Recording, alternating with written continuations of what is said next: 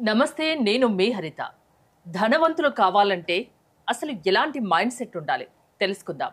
స్టూడియోలో ఉన్నారు result oriented law of attraction coach విశ్వం విజయ్ గారు. విశ్వం విజయ్ గారిచే నిర్వహించబడే advance law of attraction class attend అవ్వాలి అనుకుంటే కామెంట్ సెక్షన్ లో ఉన్న గూగుల్ ఫామ్ ని ఫిల్ చేయండి లేదా డిస్ప్లే అవుతున్న నెంబర్ కి కాల్ చేయండి. విజయ్ గారు నమస్తే అండి. నమస్కారం అండి హరిత గారు. అందరికీ ధనవంతులు కావాలని ఉంటుంది. వాళ్ళ మైండ్ సెట్ ఎలా అలవర్చుకోవాలి, ఎలా ఉంటే ధనవంతులు అయ్యే అవకాశం ఉంటుంది?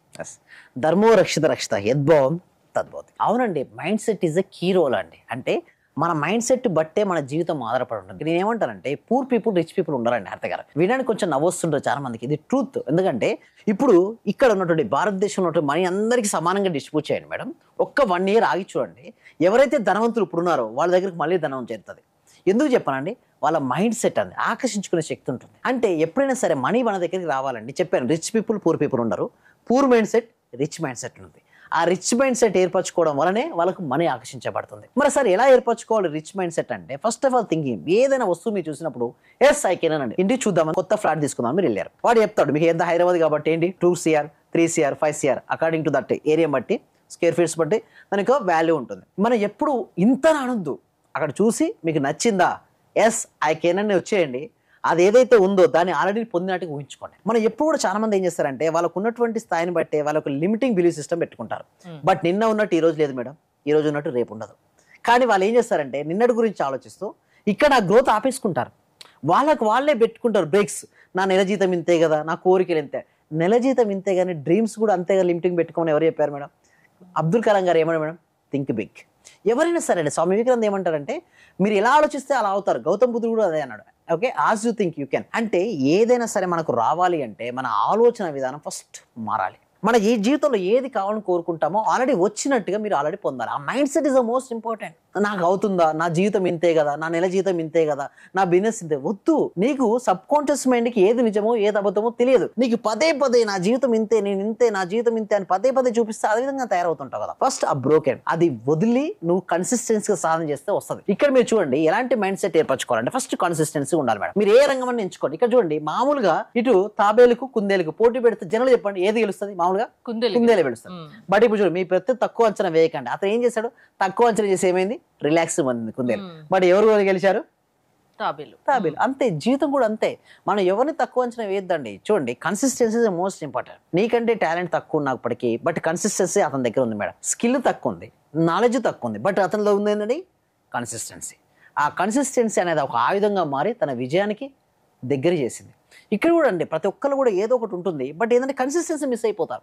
నేను చూస్తే 98% పీపుల్స్ ఆర్ ఫెయిలింగ్ అండి. ఇప్పుడు రియల్ ఎస్టేట్ ఎంచుకున్నారు, ఇన్సూరెన్స్ ఎంచుకున్నారు, వెల్నెస్ కోచ్ ఎంచుకున్నారు, బ్యూటీ పార్లర్, బొట్టింగ్ చేయాలంటే చాలా రంగాల్లో ఎంటర్ అవుతుంటారు. బట్ వాళ్ళు మిస్ అవుతుంది ఏంటో తెలుసా మేడం, 100% కన్సిస్టెన్సీ మెయింటైన్ చేయట్లేదు. నేను అఫర్మేషన్ రాయమంటాను, బట్ కొన్ని 2 రోజులు రాస్తే వదిలేస్తారు. మెడిటేషన్ చేయమంటాను, కొన్ని రోజులు చేస్తే వదిలేస్తారు. ఓకే, విజువలైజేషన్ చేయమంటాను, కొన్ని రోజులు చేస్తారు వదిలేస్తారు. బట్ అలా వదిలేసినప్పుడు ఎలా వస్తాయి చెప్పండి? రిజల్ట్స్ రావాలి అంటే consistency is the key to the success madam. Successful people యొక్క మైండ్ సెట్ ఏంటో తెలుసా? కన్సిస్టెన్సీ. ఆ కన్సిస్టెన్సీ మైండ్ సెట్ ఉండడం వల్లే రిచ్ అవుతారు. ఇంకొకటి, వారు ఏదైనా సరే నేను పొందగలను అనుకుంటారు. వాళ్ళు గొప్పగా ధనవంతుగా అంటే వాళ్ళు త్రికరణ శుద్ధిగా ఉంటారు. కొంతమంది ఏమో ఆలోచనలో రిచ్ అంటారు, అన్ని కూరగాయల దగ్గర 2 రూపాయలు తగ్గిస్తారా, 3 రూపాయలు తగ్గిస్తారా, వీడో కోటీశ్వరుడు అవుదాం అనుకుంటాడు. అక్కడ చూస్తే 2 రూపాయలు 3 రూపాయలు. అంటే నేను ఒకటే అంటే కొంచెం మిగిల్చుకుందాం అనుకుంటారు. ఎక్కడ మిగిల్చాలో అక్కడ మిగిల్చాలి మేడం. ఇక్కడ మొత్తం ఓవరాల్ గా మిగిలిస్తే ఎంత మిగిలిస్తారు మేడం? 10 రూపాయలు కదా మిగిల్చేది. ఆ 10 రూపాయల కోసం మనం ఎక్కువ స్థాయి మనం తగ్గించుకోవాల్సిన అవసరం లేదు. అక్కడ మీరు అన్నదానికి ఒక 2 రూపాయలు ఎక్స్ట్రా ఇచ్చాడు, ఏమవుతుంది? వాళ్ళు చాలా హ్యాపీ ఫీల్ అవుతారు. పొద్దున్న నుంచి సాయంత్రం వరకు ఎవరో ఎక్కడి నుంచి అమ్మి తెచ్చి కొచ్చుకుని మార్నింగ్ నుంచి నైట్ వరకు ఎంత ఎఫర్ట్ పెడతారు మేడం? ఒక 2 రూపీస్ ఎక్స్ట్రా ఇస్తే వాళ్ళ కళ్ళలో ఏమొస్తుంది? ఒక అలాంటి వాళ్ళకి ఒక 2 రూపాయలు ఎక్స్ట్రా ఇచ్చినా పర్లేదు, తృప్తి ఉంటుంది, వాళ్ళ బ్లెస్సింగ్స్ వస్తాయి, మనకు హ్యాపీనెస్ వస్తుంది, వాళ్ళకు హ్యాపీ ఉంటారు. అలాంటి రిలేషన్షిప్స్ ఏర్పరచుకున్నప్పుడు అది హ్యాపీ మనీ మేడం. వాళ్ళకు హ్యాపీగా మనీ వెళ్తుంది, వాళ్ళ నుంచి వచ్చే బ్లెస్సింగ్స్ మనకు గ్రోత్ అవుతాయి. జనరల్ గా మన పెద్దవాళ్ళు చెప్తుంటారు ఉన్న దాంట్లో తృప్తిగా బతకండి అని. కానీ మీరు చెప్తున్న దాని ప్రకారం తృప్తిగా బతకన అవసరం లేదు, ఉన్నదాంతో సంతృప్తి పడిన అవసరం లేదు. ఆశపడండి, దాన్ని సాకారం చేసుకోండి, కలలు కనండి, సాకారం చేసుకోండి, అది మీరు చెప్తున్నారు. అయితే నేను చెప్తా అలాగే ఉంటుంది. బట్ ఇంకోటి ఏమంటుండే, ఉన్న దాంతో సంతృప్తి చెందుతూ ఉన్నతమైన దానికోసం ప్రయత్నించమంటున్నాను.